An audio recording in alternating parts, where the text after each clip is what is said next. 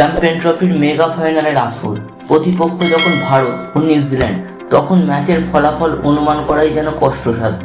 ফাইনালের মাঠ যখন দুবাই, তখন সবাই এগিয়ে রাখতে চাইবেন ভারতকে, কারণ ভারত প্রতি ম্যাচ লড়েছে একই ভেন্যুতে।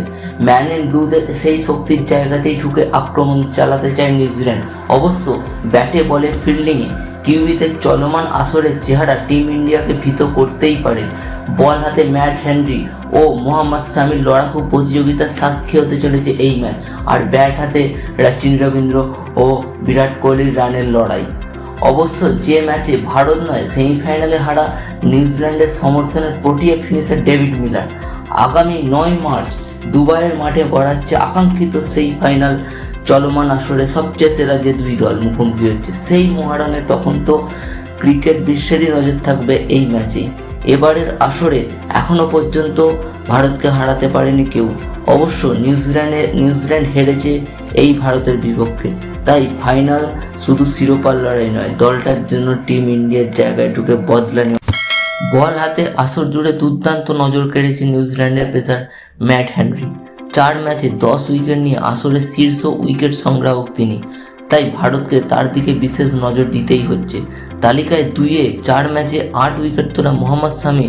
পেস আক্রমণে এই দুয়ের লড়াই চলবে বেশ। আর স্পিনে বরুণ চক্রবর্তীর সাথে নিউজিল্যান্ডের অধিনায়ক মিচেল স্যান্টনারের লড়াই চলবে।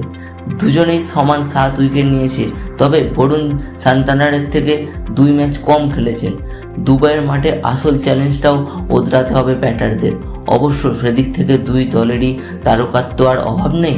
নিউজিল্যান্ডের সচিন রবীন্দ্র ও কেন উইলিয়ামসনের ফর্ম টিম ইন্ডিয়ার চিন্তার কারণ, আর ফিনিশিংয়ে ডেরেল ম্যাচেল আর গ্লেন ফিলিপসও আছেনই।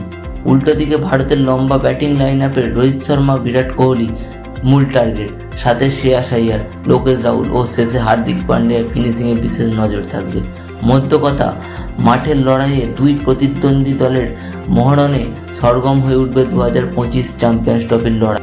গ্রুপ পর্বের ম্যাচে ভারতীয় টপ অর্ডারকে চেপে ধরেছিল নিউজিল্যান্ডের বোলাররা। আপাতত সেই শক্তিতে বিশ্বাসী কিউই অধিনায়ক সান্টানার।